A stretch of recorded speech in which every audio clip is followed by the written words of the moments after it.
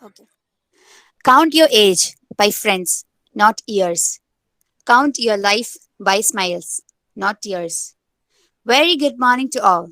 Respected Mr. Alex Jacob, CEMP alumni, our beloved teachers, Dr. Prashant MK, Director of IMT Punnapara, Mr. Harikrishnan R, Assistant Professor IMT Punnapara, and all our teachers, our coordinators of ED Club, and all students. First of all, I would like to call upon Andrea for the welcome speech. Thank you, Shilpa. Today, June 12th, 9th day of a webinar series. Good morning. On this remarkable occasion, a very warm welcome to all. I consider it a great honor to welcome our honorable chief guest, Mr. Alex Jacob Sir, alumni of College, Engineering and Technology, Punnapara. He is a software engineer, investor, and founder of FinTalks. He started his career in 2012 as a freelance web designer. Currently, he is a senior developer at Dance Bank. In 2019, he started a YouTube channel, FinTalks, as a finance vlogger. His efforts are meant for those who are interested in value investing. He is the co-founder and director of CapSquare Technologies Private Limited. He launched Cashly, which enabled their customers to track all their portfolios and transactions at one place without any hassles. Now, I would like to welcome our beloved faculties, Dr. Prashant MK, Director of IMT, Mr. Harikrishnan R, Assistant Professor of IMT, all other faculties, ED Club coordinators, and all the participants from the students here. Before we begin the webinar session, I would like to express my heartfelt gratitude to all of you who sincerely committed to make this event a success. Thank you. Thank you so much, Andrea. Next, I welcome our chief guest, Mr. Alex Jacob, for the topic of the day, that is, 5 secrets for a financially happy life. I welcome you, sir.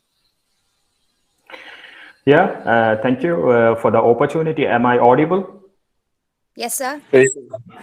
Yeah, great. Thank you. So thank you so much, and a very good morning to all. And I know it's a Saturday, so you guys will definitely have some other plans on weekends. And I can see around 56 people have joined the meeting. And thank you for the active participation as well.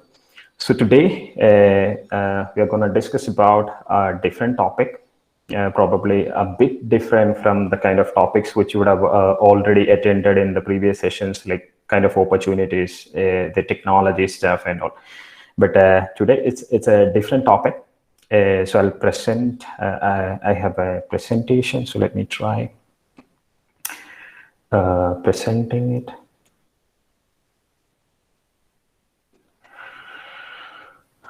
Is it visible for you? Yes, Yes, sir. sir. It is. Okay, thank you. So today we are going to discuss the 5 secrets for a financially happy life. So I don't need to introduce myself because the coordinators have given a very big introduction about me. So I'm not going into that. So let's start with the 5 secrets for a financially happy life. And I hope you are comfortable in English as well as Malayalam. So there is no agenda as such because we are going to discuss about. Please go to the site slido.com and you can enter this code 891196 and you just respond to this question: what makes you happy in your life? It's about more money, or is it a rewarding job in some MNC, or you want just to be financially free? I don't want to take any burdens and just live easy going without any debt. Or is it chasing the passions, entrepreneurship, skills, etc.? You might be a singer, so you want to pursue a career in that, something like that. So can all of you go to the site slido.com? So there you will get an opportunity to put a code there, and you can respond. So I got 2 response. Great. Some people are in chasing the passions. Some wants to be financially free. Looks like more people are going towards chasing their passions. This is an anonymous survey, so be frank from the bottom of your heart. You can respond. No worries. I cannot see who is responding to this, but so nobody is really interested in making more money. All are okay. Yeah, some people have responded. It's about money. Some say it's a rewarding job, and I can see majority wants to chase the passions. That's great, actually. Good that none of the above is not there for today's session. Usually, when I conduct this session, a lot of the people they will have some weird thoughts, and they used to go with the none of the above as well. Great. I'll just give 10 more seconds. So whoever is waiting, please respond. Maybe let's wait for some 25 response, maybe half of the audience. Come on, guys.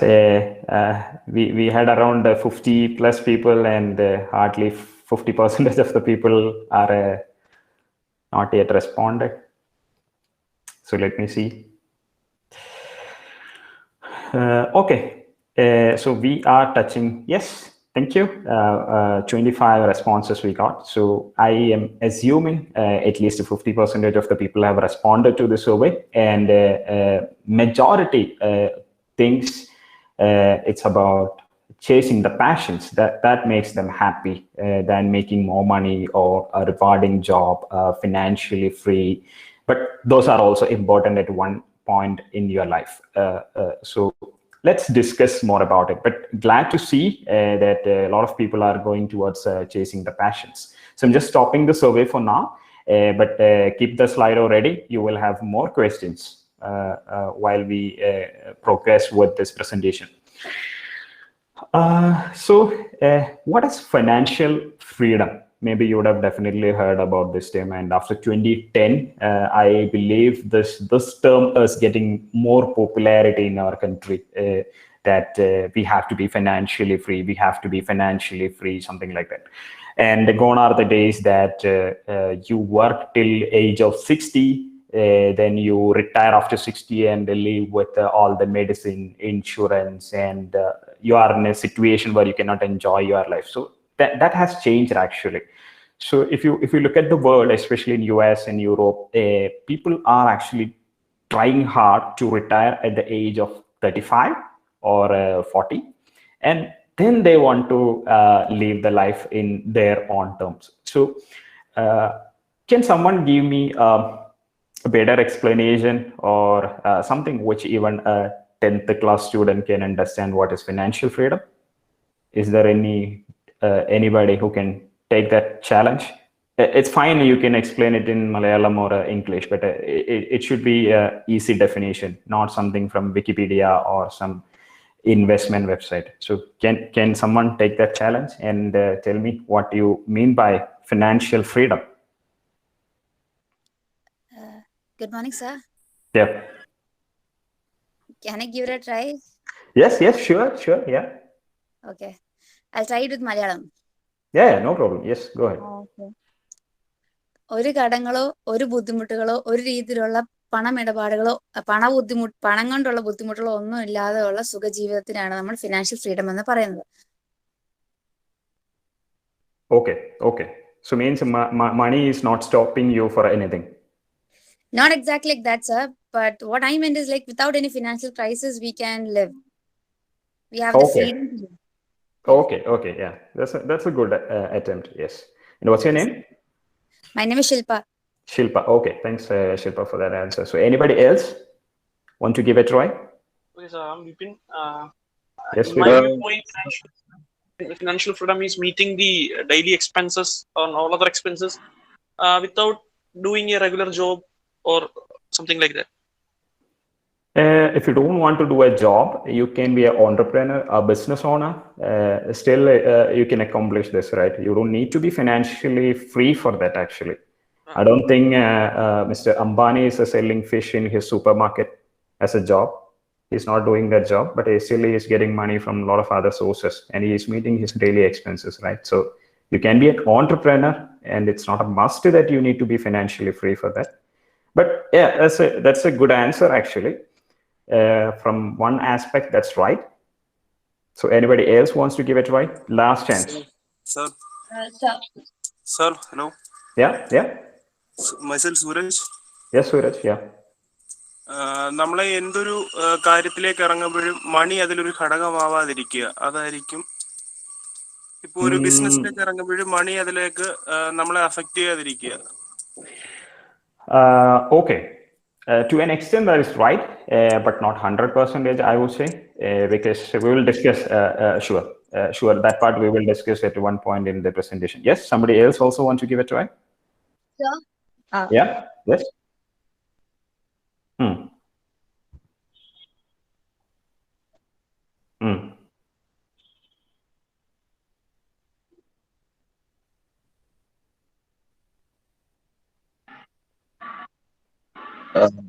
Okay.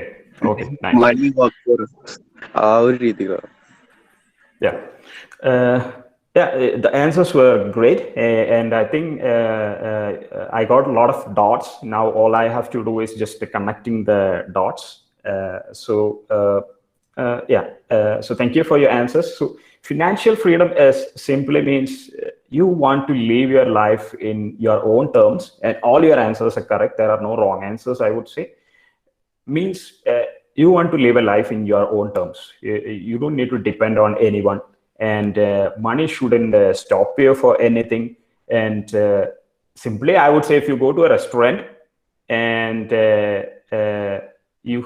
when you feel like having a food or something, you take the menu card and you're ordering whichever food you want without looking at the right side of the menu card. Or if you feel like making a European trip, so you don't need to depend on any of your colleagues, or you don't need to take a travel loan or personal loan for traveling abroad. So it's in your terms. You can live like a beggar, you can live like a Hollywood superstar, but on your terms. If you want to live without any financial burdens, we can call it as financial freedom. So all your answers are correct, and if you connect the dots, you will get the perfect answer for financial freedom. But if you're not financially free, what will happen is the rat race. Can you see a man running on a wheel? That's what the typical day of a middle class person, or even a poor class person, basically. Around 9 o'clock, they will start chasing their cabs, bus or two-wheeler, running to office, doing all the work, then coming out of office tired, and they just continue this activity almost 30 days, and they get the salary, they spend the money, again they wait for the next paycheck. So it's basically a rat race. And another form of rat race is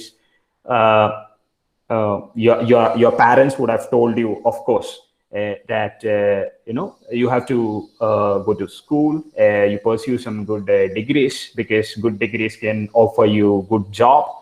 And by the time when you come to that job, you realize you will be definitely making good salary, 2 lakh a month, 5 lakh a month, 10 lakh a month, depends on your kind of job.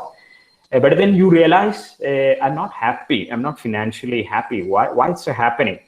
Then what you will do is you will give the same advice to your next generation, that you go to school, study well, then you will get a better job. Then you can easily manage your money. All your financial problems will not be there. But if you ask me, this is the same story my father told it to me, and probably the kind of similar story I might be talking to my next generation, to the next generation. And this is not started in few generations. Right from the Babylonian age, this practice is there. So what is wrong with it? What is wrong with this means we are not actually teaching students how to earn money, how to manage the money, all those things. It's not part of even our education system, and I'm wondering why it is not. So you would have heard the parents used to say, money is not growing on trees. So we are keeping that perception in our mind that making money is a very difficult deal in this world. So all are set to that, and we are exchanging that time for money. We work 8 hours, 9 hours, 10 hours, 12 hours, taking overtime just to make the money, because we are hardly working for money. So that mentality itself needs to be changed to achieve the financial freedom. But I'm not going into the the psychological side or a behavioral finance part. But let's move with our topic, financial freedom. So you got an idea, right? Financial freedom is simply you want to live the life in your own terms. It's not about just making so much of money, or you always have enough money to meet your needs. It's slightly different, but your answers were all right. So what's killing your financial freedom? This is a pretty important topic, actually. Because you are all in college right now, and there was a time when I was also in college. And what happens when you get a job and you come out of college, you will start enjoying your freedom, right? You will get your first job, you will get your first salary. So the first salary probably you will give to your parents, you celebrate it with your friends. But then what happens to the subsequent salaries? You will buy some good gadgets, you buy a new car, bike, shopping, parties, then you will apply for a credit card, then you start taking some personal loans, and that's how the people used to spend the money. So all these are basically killing your financial freedom, and you have to be very careful when you pass out from the college. Why I'm telling you is this is the same mistake every youngster is making, and they realize this as a mistake only after 30s when they start a family life. So don't make that mistake, and keep this point in mind that if it's fine, occasionally you do some party with friends, some shopping, buying your favorite gadgets. That's completely fine, but don't overdo that and kill your financial freedom, basically. So I'm not a great person to give you any sort of advice, but I just want to reiterate what Einstein has told. Eighth wonder of the world, which is compounding, or the compound interest. So the compound interest is the eighth wonder of the world, and he who understands it earns it, and he who doesn't pays it. So that last two sentences, that's pretty important. He who understands it earns it, and he who doesn't pays it. So we'll discuss that sentence in almost every slides in this presentation, and keep this quote in mind whenever you deal something with the money. So where is secret number one? So secret number one is a top secret, which I'll tell you at the last. So let's start with secret number two first. Secret number two is nothing but your EMI should be less than 25% of your monthly salary. Of course, when you come pass out from the college, you will get a nice job. Then, when you are in a corporate world, the banks will come in queue and they will give you loans without accepting any collateral. They don't need anything. If you work for Infosys or Cognizant or TCS or Wipro or all top corporate companies, the banks like ICICI, HDFC, Axis Bank, all will come to you and say, you don't need to give any proof. We just need your 3-month salary slip and we will give you a loan. So you think like, oh, that's a nice idea, great idea. I'm getting a lot of loans because of my job. You feel so proud about your job and you start taking loans in your life. But that is going to make you put you in debt trap. And don't get into that situation. That's what the most of the youngsters nowadays facing. When we deal with the youngsters, the major problem is they would have bought a new bike, a car, iPhone, iPad, or a Mac, and most of them are in debt crisis before 30. So don't do that mistake. And probably like a lot of people take their family responsibilities and taking so much of personal loans and all. So the important thing is whatever loans you're taking, because EMI comes from loans, let it be your house loan, education loan, personal loan, credit card loan, whatever it is, don't go beyond 25%.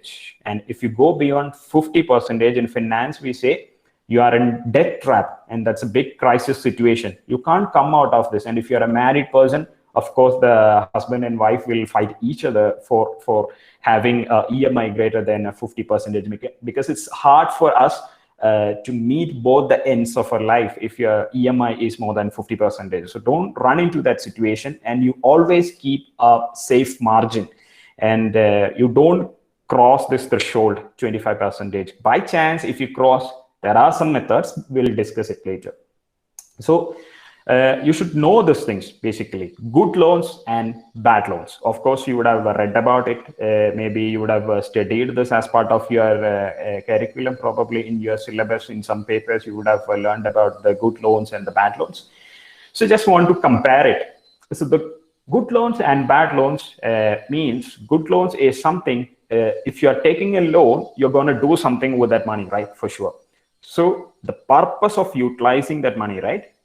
That should basically appreciate its value over time. Then you can treat it as a good loan. But if the value is getting depreciated over time, then that's a bad loan.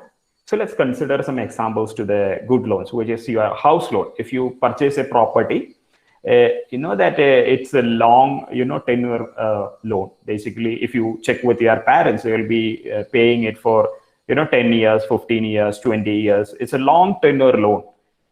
But over the 20 years, because of inflation, the money which we are paying become like, the kind of that lost its power over the tenure. So when I took my personal loan a lot of years before, I asked my manager, can I close this house loan because my salary looks decent? Can I close it early? So he said, like, you don't need to pre-closure this house loan, because he said his story that he took a loan in 1998 and he was paying somewhere around appreciating over time. So if you are taking a loan for that purpose, that's a good one. And your education loan, most of you would have applied for some education loan, maybe for your engineering or your bachelor degrees, probably for your MBA, or when you go for higher studies, you will take education loans. So education loan is a good loan because you are investing in yourself to appreciate your value, because when your value increase, companies will pay you more salary. If you just come with a bachelor degree and if you come with a MBA degree, then they're different actually, right? Because they pay more for a MBA graduate, and if you are a research fellow, then they pay more, of course. So you're investing in yourself to appreciate your own value. So education loan is a good one in the long term. And small business loan, if you're taking a loan to enhance your business or develop your business, that's a good loan, because even though there is a loan, in the longer run you can reap the benefit out of it. So these are some good loan examples, and you have to be very careful with the bad loans. Good loans are completely fine, whether you know it or don't know it, that's completely fine. But bad loans, you should know. The travel loan, the vehicle loan, personal loan, credit card loan. So these are all bad loans. Why? Because you take that loan for a purpose which will not appreciate anything. So you're just losing all your money. Travel loan means you're just taking it for entertainment purpose, right? Your money lost means money lost, and there is no value in it. So don't take loan for travel purpose. Instead, you save your money and travel.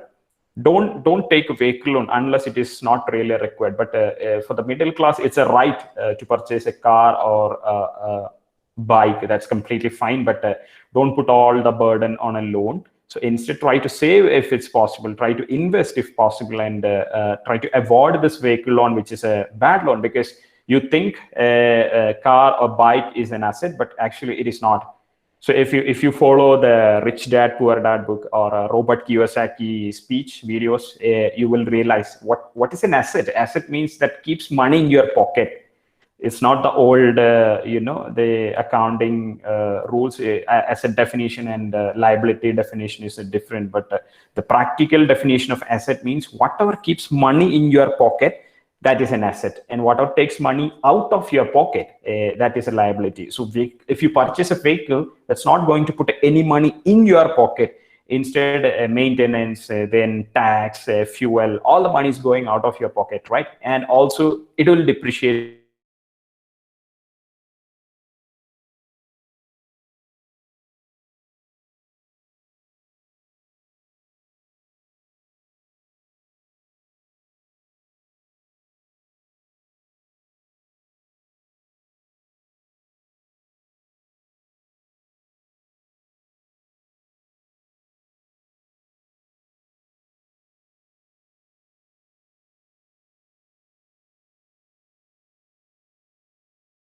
Charges 3% to 4% on a monthly basis, which means in a year you can get 36%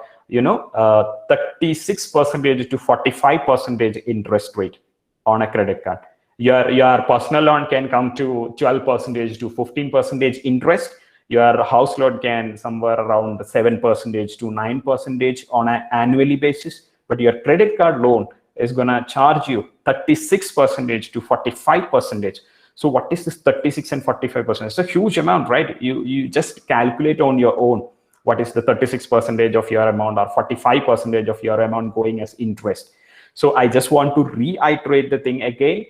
Compound interest, he who understands it earns it, and he who doesn't, that's a guy who is taking a credit card loan because he don't know how compounding works, and he's paying in bulk, in cumulative effect.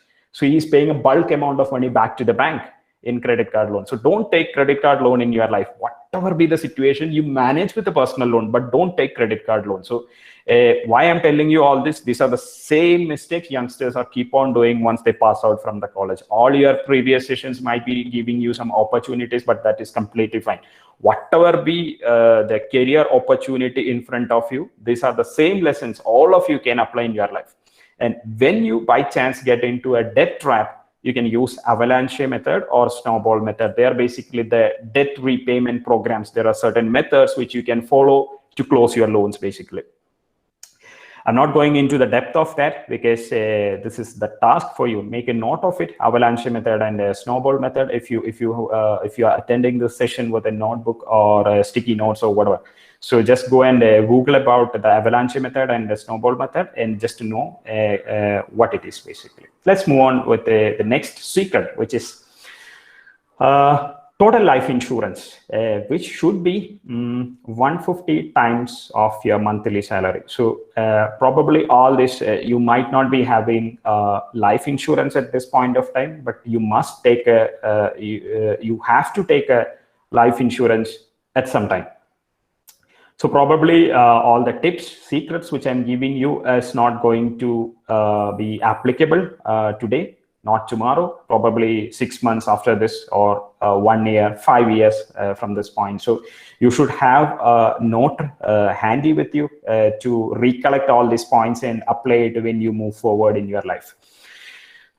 So I don't know, for some reason in India, especially in Kerala, people are least worried about life insurance. People don't know the difference between the plans, or I don't know why they are not concerned about life insurance. Can you see a shoe rack which is on the right side of this presentation?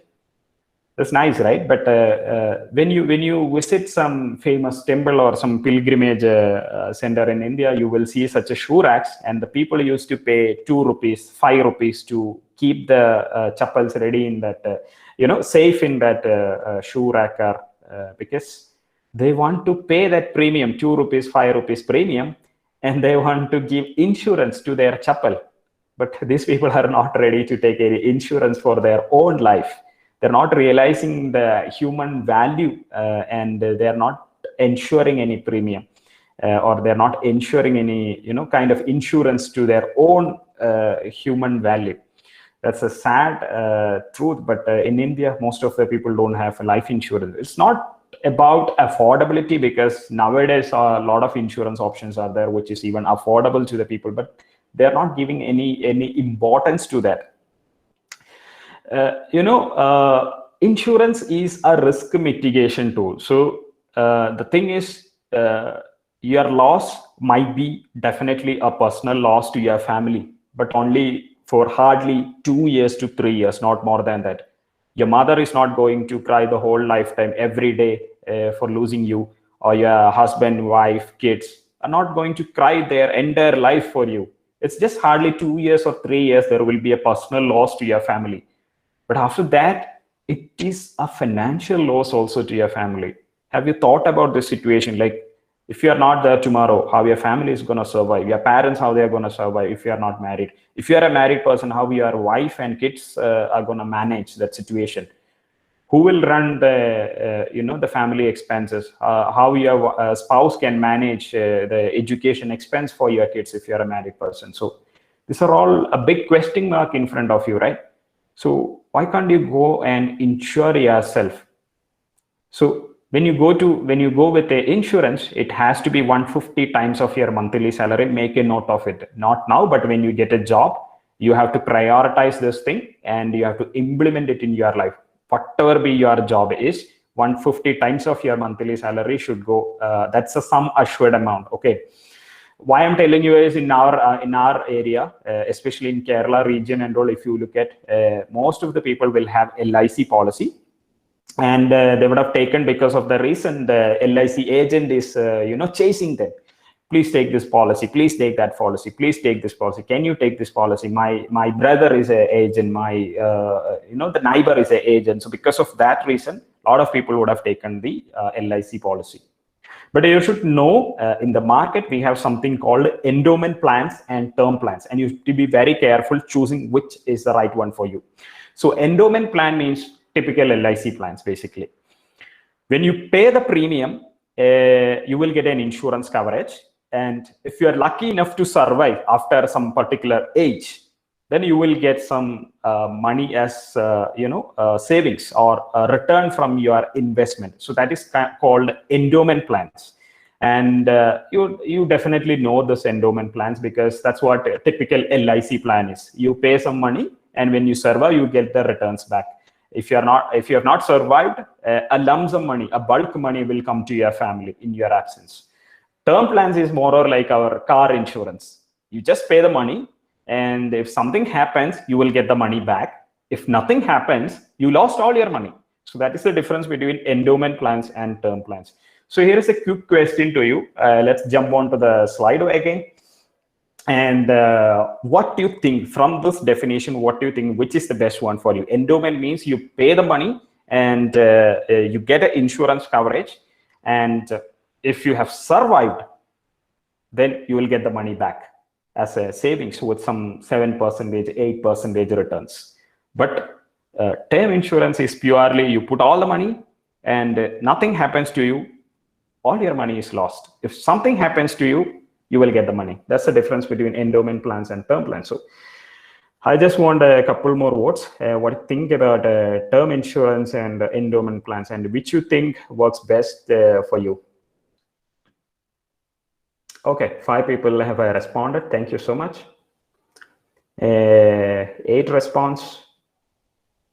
All are going to the endowment plans. 13%. 15 people thinks endowment plans are good in insurance. 16 people, 17 people. Oh, hardly one person, maybe term plans. So all are endowment plans.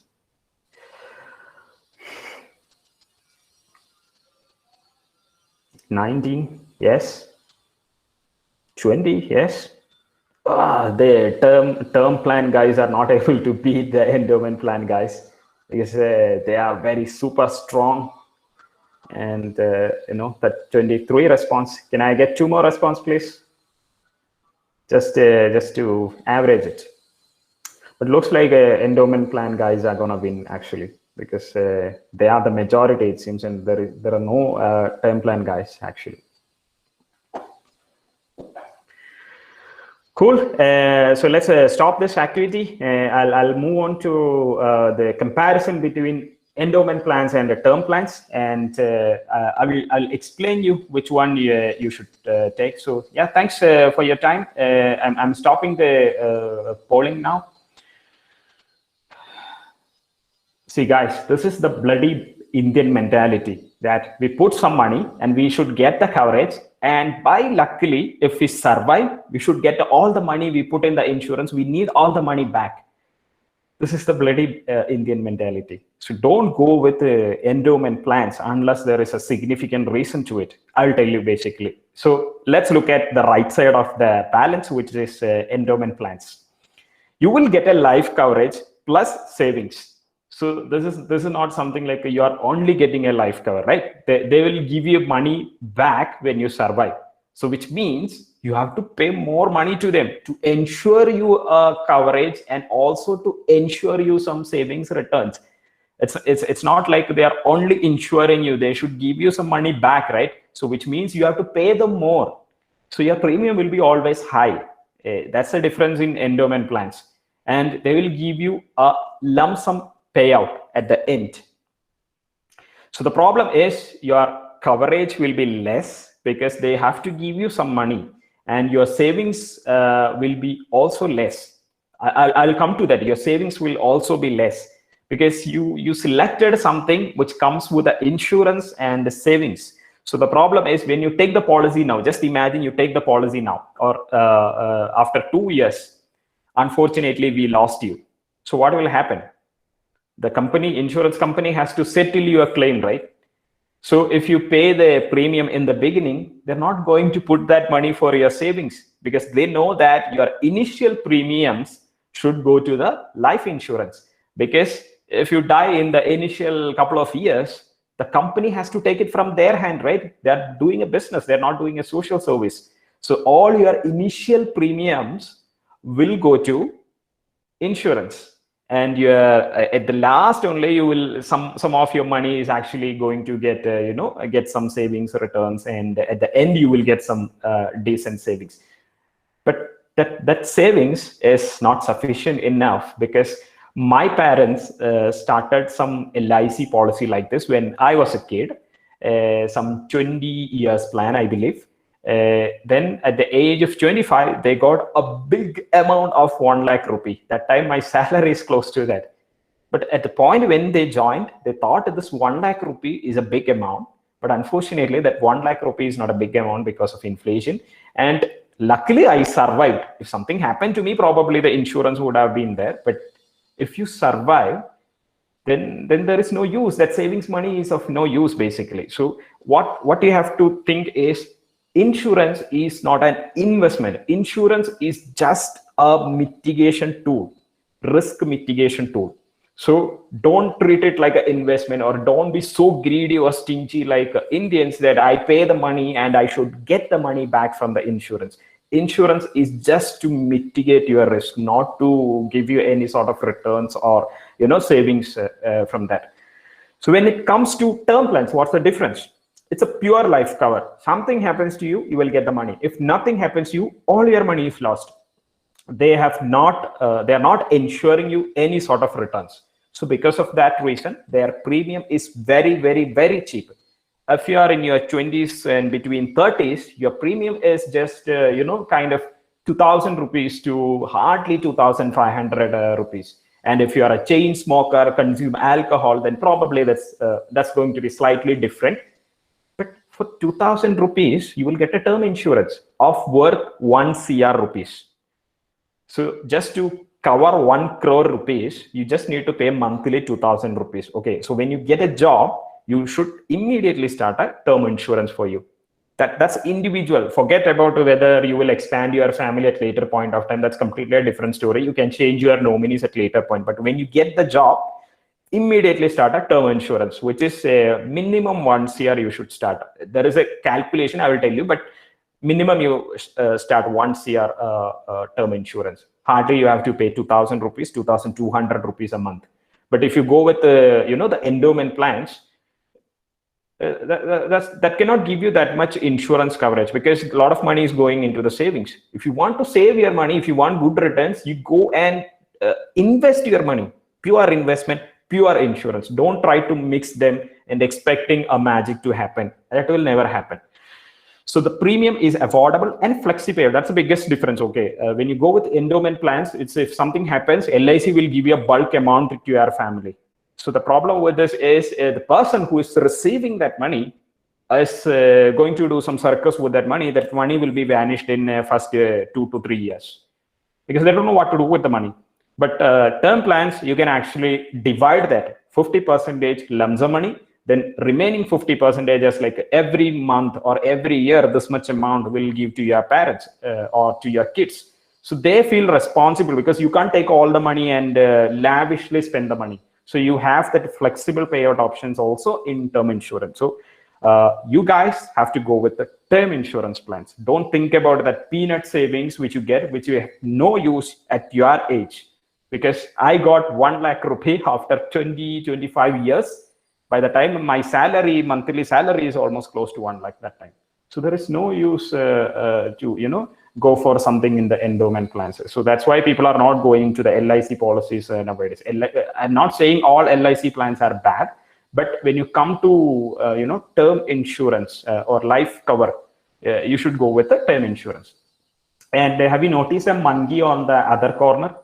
this monkey is going to torture you throughout your life, and that monkey name is ULIP, which is a unit linked insurance plan.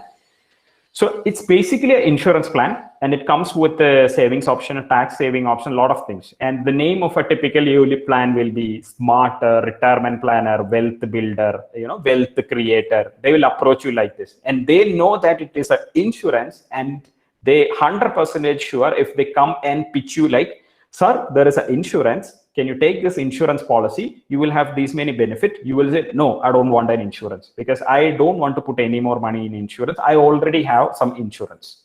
But instead, how they will approach you is, sir, I have an investment plan, an excellent investment plan. And if you put money in this plan for next 10 years, next 5 years, you will get this much money, guaranteed, assured, 100% or 101% sure return, sure short return. And the best part, you will get tax exemption also. And the importance of this plan, you can actually get, you will get an additional life insurance free, absolutely free. So people will think, oh my God, I'm getting a lot of benefit, insurance, investment, returns, guaranteed, assured, 101%. People will fall for this. Don't ever take ULIP in your life, which is a unit linked insurance plan. How to know it is a ULIP? Most of the cases, the name will be coming with a wealth builder, smarter, retirement, pension creator, blah, blah, blah stuff. And when you take the company name who is offering you this plan, will be a life insurance company, Tata Life Insurance Company, Aditya Birla Life Insurance Company, SBI Life Insurance, HDFC Life Insurance. The company name will be Life Insurance, which will be tagged under the regulator IRDAI. Means that company is only having the license to sell you insurance. But how they can give you a returns then? Because they have ensured your 101% returns, right? So how they are ensuring that means they're ensuring it because of the reason they are actually outsourcing that work. So because of that reason, it will become costly. So never mix insurance and investment together in your life. That's the thumb rule. Never ever mix insurance and investment in your life. If you want to insure insurance, go with pure insurance. If you want investment, go with pure investment. Don't ever mix them together just for some returns or some terms called a guaranteed, smart, wealth builder. Don't fall for that trap. And that's the monkey on the corner, and completely ignore it if somebody is approaching you for unit linked. If you want investment, go with pure investment. And insurance, don't go with the endowment plans, always go with the term plans. And this is the first activity you should do when you get a job. Your first salary is okay. Your couple of salaries is okay. But after that, you should seriously consider starting your own insurance.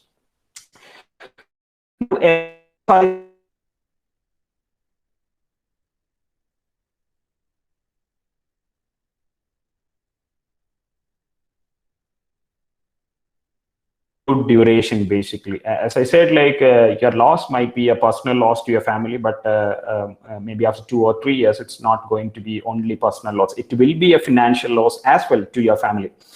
So you have to, if the benefits come out of your insurance, if your family is utilized it properly, invested it properly, then it's more than enough to survive for the next 15 to 20 years. So means if you are all in your absence, your family can easily manage all their expenses, all loans, or the education of the kids, everything for the next 15 to 20 years if they would have utilized it properly.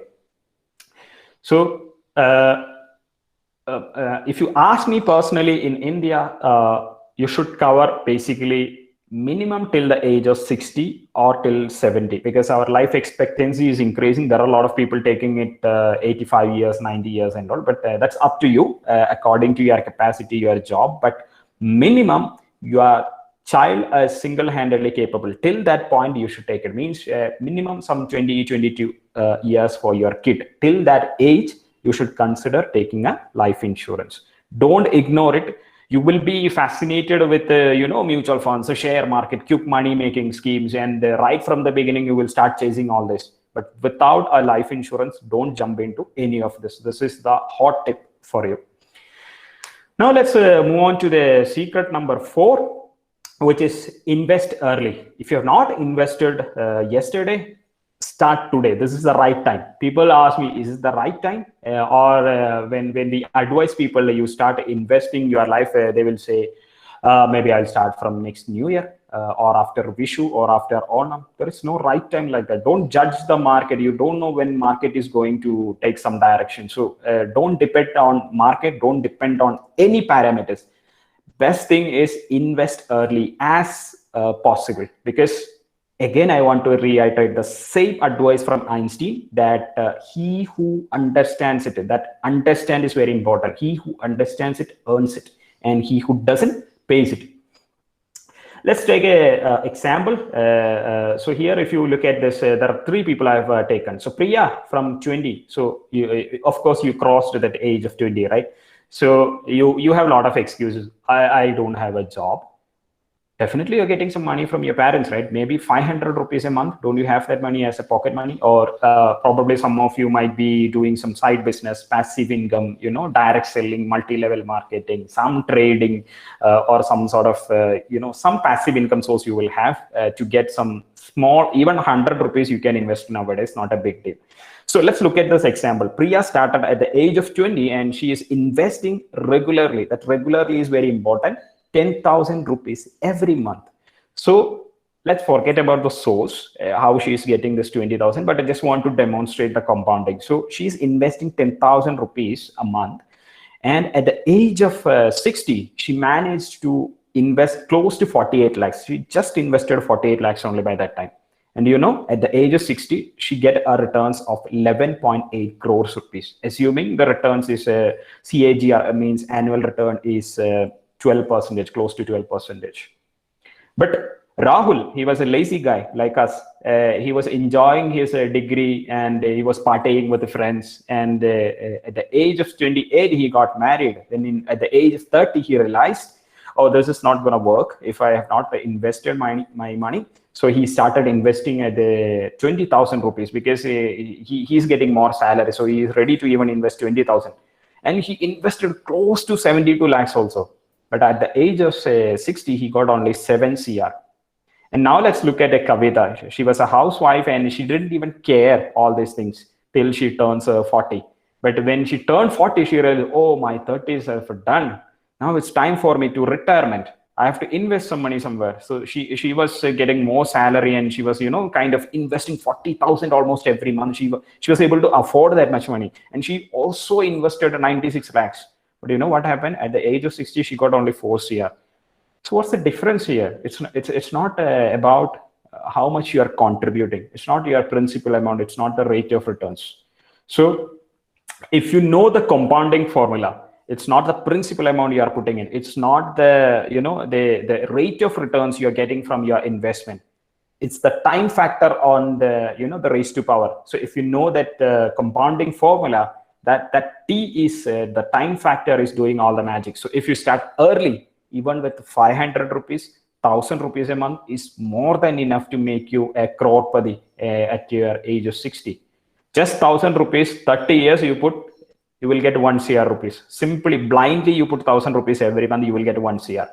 But you know what happens? These people won't put that 1,000 rupees. They won't do it regularly. And by the age of 50, they will realize, oh, all the money lost for everything. I bought a car, a bike, house, apartment. I've done so many things, partied a lot of money, not saved anything for my future.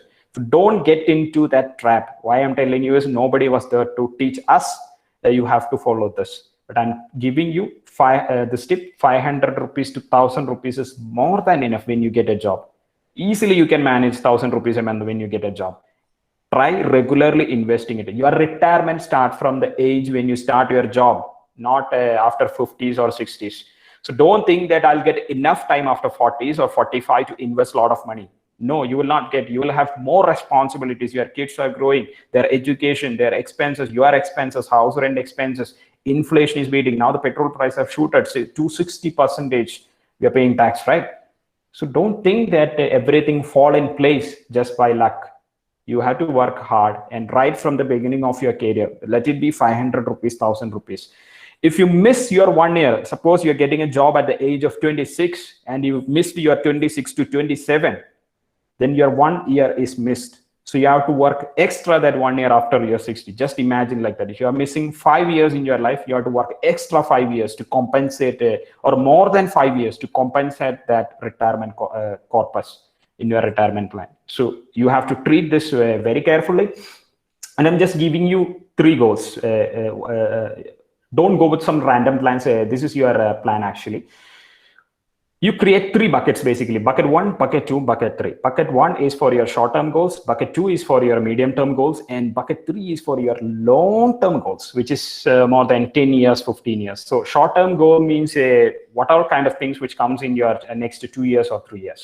So your emergency fund, fees, insurance premium, what are amount which you need to pay, and you don't want to lose that money for any reason. So you can't gamble with that money, and you need it in short, because emergency fund and all is something very critical, right? If something happens to you, to some of your family members, you need that money in liquid condition. So you can't take any risk. You can't afford losing that money. So that short-term things, you keep it in bucket 1, and you can keep the money in either a recurring deposit or a liquid fund. Liquid fund is a liquid mutual fund, which is, you won't lose the money basically. So it's 100% guaranteed return. So if you're comfortable with RD, do that. Or if you are a mutual fund expert, or you know something about mutual funds, park it in liquid mutual funds. I personally park it in liquid mutual funds, not RD, because RD returns are very bad. Bucket number 2 is your medium-term goals. You want to buy a bike, car, iPhone, gadgets, travel plans, staycation. Nowadays, no vacation. All wants to go to some resort and stay there for a couple of days. So staycation or whatever it is, all these big luxury, plan for it. You know that you want to buy a bike, right? You know you want to buy a car. Then why just 1 week before you're deciding, okay, I have to buy a bike or car, I should take a personal loan, buy it, and make a debt, put all the money, take all the money from your friends, personal loan or a vehicle loan from the bank, and get into the debt trap. Don't do that. Plan all your expenses. You have enough time to plan it. So this should be your bucket number 2, which is your medium-term goals for the next 3 to 5 years, or even 6 years, 7 years is also fine. Put it in the bucket number 2. You can use FDs or debt funds for this. Personally, I use debt funds for this. FDs returns are very bad nowadays. Bucket number 3 is your long-term plans. You know, after 10 years, you have to do something. After 15 years, you have to do something. So all your retirement plans, which is supposed to happen at the age of 40 or 45 for the current generation. But if you want to retire at 60, is also completely fine. And if you want to go with, your spouse with a world tour, roaming around, Europe or America is completely fine. So plan for it. Don't just like a glimpse you got some idea about buying it or doing that stuff and run into some financial crisis. Buying own apartment, you have to think 1,000 times to buy your own house or apartment and take a decision accordingly. So you can use equity mutual funds. I don't recommend you to directly jump into the stock market. If you're not sure about it, don't do that. Instead, go with equity funds. So there are experts to manage it. Or use a tool called NPS, National Pension System, or use PPF. I'm not a great fan of PPF, but that 15 years you will get to save the money. So that's a long-term plans basically. So these are the 3 buckets, and make a note of it. And I'll try to share this PPT also with you, so you can note which all are the tools and buckets you should use for this. So here is the goals for you. Goal 1 is 3 months income in bucket 1 within 12 months. That's your first goal. When you get the job, your goal 1 should be achieved within 12 months, which is within 1 year, you should do this. 3 months income in bucket 1. So your emergency fund is done. But if you skip this, you can't achieve anything in your life, because emergency fund should be always ready. Because if you don't have an emergency fund, what will happen? If some situation comes, you will take the money from your friends. You take a personal loan. That's the point where youngsters are getting into the trap. So work hard in the first 12 months and try to save your 3 months. Let it be your salary is 20,000 a month. Okay, keep 60,000 ready in 1 year. If your salary is 50,000 a month, keep 1.5 lakhs rupees ready by the end of that first year. And your goal number 2, next 5-year goals, you should plan for it. And when you write a goal, you should be very careful. Don't write buy a car, bike, house, everything together. You should prioritize it and save for it in the next 5-year goal within in bucket 2 within 36 months, 3 years time is that. Once your bucket 1 and once your bucket 2 is ready, then start aggressively. Why I'm telling aggressively means you can take maximum risk in your investment, because your bucket 1 and bucket 2 is ready means you don't need to worry about for the next 5 years. If something happens wrong with your goal number 3 in your bucket number 3, still you have 5 years to recover it, 5 years to compensate it. So don't need to worry about it. But I'm not saying you blindly go and put money somewhere. You take expert advice and do that, but aggressively do it at your age. Don't be so concerned. Oh, I don't want to risk my 1 rupee. So don't do that. Go aggressively, because you have to beat the inflation in the longer run. So you can't just stay with the FD rates or RD rates. Those are just peanuts nowadays. So you have to invest in equity mutual funds. 100% you have to invest in equity mutual funds. So take advice, help from experts, and do that. Now, have you invested your money? So anybody, anywhere. So I just want a quick response. Accordingly, I'll take it forward. So if you have put your money in bank, FD, RD, post office, I know you are not a great investor at this point, because definitely you don't have a job and you're not playing with a lot of money at this point, that I know. But just let me know your response, whether you have some FD, RD, some post office, mutual fund. Oh, great. Some guys are doing in mutual funds. That's a good thing, actually, at your age. Bank, FD, RD, post office. Yes, that's a safest option now. And the 56% is saying they've not done that. Yeah, I think I'm not expecting any real estate for you guys, because normally when we do this session with some 40 plus age people, they do respond for real estate. So at your age, probably that's not an option. So 50% people have not yet started their investment. So you should start. Don't think that you need a lot of money to invest, like 10,000 a month or 20,000 a month. No. If you have 100 rupees, start practicing investing. It takes time to understand the basics and get into the investing. So great. So we got around 22 responses. That's fair enough, because probably some of the 50 would have slept or left out the meeting probably. So I'm happy I got 23 response. At least some half of the people are at least listening to my boring speech probably.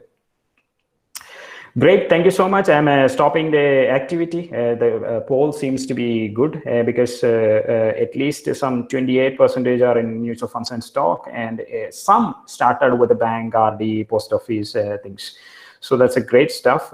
So the people who are in that 54%, so you guys seriously have to consider starting something. If it's fine, you start FD, RD, post office in the beginning. But don't wait for the best occasion in your life. I'll start from next Christmas. I'll start when I get a job. I'll start when I get a 20,000 salary job. Then only I'll start investing. Don't do that mistake. So I'm stopping it. Almost 30 people have responded. Thank you so much. So now you got the clear picture, right? Your colleagues are doing mutual funds, stocks, bank, FD, RD. Go and talk to them. Find where they're investing their money. Don't only discuss your academic topics. These are some important stuff, right? So there are a couple of mutual fund and stock friends. Talk to them and see how they're doing it. Learn from them. That's the peer learning is pretty important, and you can do only when you are in college. When you come out from college, like me, I don't have so many friends, so many colleagues, or maybe because of this schedule, I'll not be able to discuss it. But at your age, you can do this. Learn from your friends and do that, please. Okay, thank you. So this is the difference when it comes to saving. It's just keeping money aside for the needs in the future. So the problem with the saving, when you put the money in a bank, RD, post office, all the saving scheme, you think you are investing your money, but actually it is not. Can you see a rat on the backside of that person? That rat is eating up all that money, and that rat is called inflation. So during my childhood, I used to buy a tea for 2 rupees, 3 rupees a tea. But now 10 to 15 rupees means 1,000 rupees inflation happened. And are you getting 1,000% returns from your FD? No, none of the investment is going to give you 1,000%. So you have to beat the inflation. So don't save the money. You can save the money because that's the first step for investing. But don't think that the whole your life you can keep the money in a bank or FD or RD or something. You have to start invest the money. Investing is just like a planting a tree. It's about growing the money. Means the first case, you have to work for the money. So you are the slave and you're working like a slave to make the money. But when it comes to investing, you are the boss and your money is the slave, and you should make your money to work hard for it. The same way you are grinding, the way you are, now you are writing all assignments, all doing all this boring things, writing, working hard for your exams. You're giving all your exams. You're working hard. You're grinding through the process like a slave. So why can't you make your money work for you like a slave? If you're not able to do that, then there is no point in doing all these activities, right? So grow your money. It's a slow process. So just imagine a mango tree. Do you think you will get the mango in the first day of planting, second day of planting, first year of planting? No, right? It takes years, couple of years to grow that. So don't put some investment and pluck that and see whether the roots are there or not. Don't do that mistake. A lot of people are doing that. Put money in mutual fund stocks, and they every day will go and check, oh, whether it has gave me good returns or not. So that's not going to work. Growing means it takes time. Your money should make more money babies. It should replicate. It should make it cloned versions. It should make its own babies. Then only you can enjoy your life. So money should work for you. You shouldn't work for the money all your lifetime. That's enough required at the beginning stage, but not the entire life. When you realize the difference between the saving and investing, you will start investing, and you will realize how rich are getting rich. So now quickly jump on to the save tax. Here it's mainly for the working class, not for you guys, but I'll mention some of the things. Rich basically deals with the debt and tax. The middle class, poor class, what we think is it's all about making a lot of money and spending money. Because if you reduce our expenses and if we increase our income, then we are thinking, okay, we are the richest guys on the world. No. Because the rich, they don't even look at how to make the money or how to spend the money. They're least bothered about it. They're focused more on how to manage the debt and tax.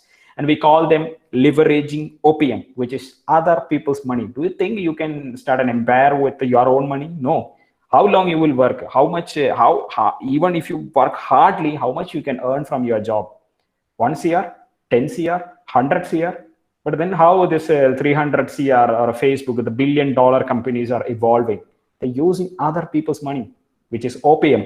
You should know how to deal with the debt and how to deal with the tax. And it's a pretty important thing. So I'm just going to give you an initial idea about individual tax. Tax is a boring subject and I don't want to waste your time for that. So the individual tax means I work for a company. The company will take out all the tax and they will give me a salary. And with that salary, if I go to a supermarket, purchase something, I have to pay GST. So I already paid income tax, and now I'm paying the GST. And see how much tax burden is coming to the individual. And you just look at the corporate, how the tax is happening. You make your operations, you make a big amount as your revenue, make all your expenses. Then what is left? Boss, you give me some money as tax on your profit, not on what you make. So you can actually take a lot of leverage on that part. So they are not paying tax for whatever they're making, but we are paying all the tax on what we are making. That's the difference. So the tax will be deducted at the source itself, and then only we are getting the salary. So if you work hard, what will happen? You will get more salary. If you get more salary, what will happen? You will pay more income tax. No magic is going to happen. Almost every month, almost every year, I'm paying in lakhs tax. What's the drawback? Because I'm working hard, I'm getting more salary, I'm paying more tax. The more you work, the more salary you will get, the more tax you will pay. That's the difference. You're not going to become rich. If you want to become rich, you have to own a corporation. Have you seen any rich guy without a corporation or a company? Why Ambani is rich? Why Tata is rich? Why Adani is rich? By coincidence, they became the CEO, chairman of some companies. No, not by coincidence, because they know the loopholes in the system. They're focused more on the debt and tax. They're not trying to make more money or reduce their expenses. They know how to play with the debt and tax. So if you want to become rich, focus on debt and rich. If you want to live just like a normal individual, focus on how to make more money, how to reduce my expenses. So let's come to the point, how to save tax as an individual, because corporations, company establishment is not a big deal for, it's basically not for everyone. cup of tea. So if you want to be an individual, how you can save taxes? So make a note of these things. You don't know any of this probably at this point, but you need to use it when you start your job. ELSS, which is equity linked savings scheme, is a mutual fund option where you can get some amount tax exempted if you invest money there. NPS is a national pension scheme. When you start your job, start immediately this national pension scheme, contribute some small amount of money to avoid the tax. Then you take a home loan. Home loan, your principal amount and your interest is all tax exempted. And a home loan is a good loan. We already discussed it. And EPF is your employment, PF. So this PF money is also tax exempted, and you don't need to take it. Probably your organization will already provide it. So this makes the poor class, middle class, they are focused more on this individual income tax and all that stuff. If you want to be in the rich class, you should start focusing establishing companies, corporations, take all the tax advantages what is getting for the corporate. So probably the finance guys knows it. Not others. So you should focus on corporate, how they're dealing with the debt and tax. And here comes the secret number one. In India, we call the one single account where we used to receive our salary as the savings account. That's the biggest blunder people are doing. That's not a savings account, that's a spending account. Don't call it a savings account. Don't teach your kids that is a savings account. Savings account means you should really save the money there. But in India, we have only one account where the money inflow, outflow, everything is happening in that account. In abroad, they call it as a salary account or check-in account. That the purpose of that account is to just check in the money, and they divide it into savings account, tax account, investment account, or blah, blah, blah, blah. But in India, we have that only one account, and it's easy to manage that one account, ICICI or HDFC or SBI, whatever. We call that one single universe account as our savings account. And is there any savings happening there? No. This is the biggest problem. If you have that money in that account, what will happen? You start spending all the money and you will not have any savings. So don't do that mistake. This is the secret number one. Never ever forget. When you start a job, you will get a free account opened by your companies, corporates, ICICI or HDFC or Axis or whatever it is. Don't treat it as a savings account. That's just a spending account. The idea of that account is distribute to all other accounts. That's a check-in account, salary account. Don't call it as a savings account, and don't treat it as a savings account. This is the secret number one for you guys. So just summarizing, secret number one is don't call it as a savings account. It's a spending account. Secret number two is your EMI should be less than 25% of your monthly salary, and don't make it more than 50%. You will be in debt crisis. Secret number three, total life insurance should be 150 times of your monthly salary. And secret number four, invest as early as possible. Because I've showed you what happens to Priya, Rahul, and Kavita. So it's all about starting early. Let it be 100 rupees, 500 rupees. That's completely fine, but start early. Come with buckets and goals, plan your goals and start invest. Don't randomly put money somewhere here and there without any idea. The secret number five is save tax, but not in the near future. Probably once your salary crosses beyond the limit, probably 5 lakhs a year, then definitely you will also come into the tax bracket. And the middle class, they are paying more tax than the poor class, because if you go to a footpath guy, he's not paying any tax. But when it comes to the middle class, salaried person, they are paying all the tax to the government, right? So save tax, that should be very important. That's how the rich are making more money than, they are not focused on earning the money, basically. So these are the 5 secrets. So I hope it's too much probably for your brain to take all these things, because at your age, you're not into the investment or the job to understand everything. But thank you so much for stay tuned to this session. And my number is provided. And if you have some queries, you can visit our website to know some of the products and services if you want, or you can personally WhatsApp me if you want to know more about it. But for the time being, any questions, queries regarding what we have discussed? Let it be a rubbish, bullshit question. Feel free to shoot it. No problem. I extend my sincere thanks to our Honorable Chief Guest, Mr. Alex Jacob sir, one of the alumni from College of Engineering and Management, Punnapara. We are grateful that he had taken out his time from his busy schedule to grace this event. Thank you for inspiring and encouraging us with your valuable words and clearing our doubts. And a special thanks to Dr. Prashant N.K. sir, the Director of IMT, and Mr. Hari Krishnan sir, Shantakumar sir, and all other faculties of IMT Punnapara for providing the support to make this webinar successful. And I extend my gratitude to the seniors of the ED Club, the main coordinator, Mr. Vidin Vinod, and the current CEO of ED Club, Mr. Muzamil Rashid, and all other ED Club coordinators who work hard to make this event more successful. And last but not least, I thank our student participants for making this function as a grand success. And once again, I thank one and all for presenting here. Thank you so much.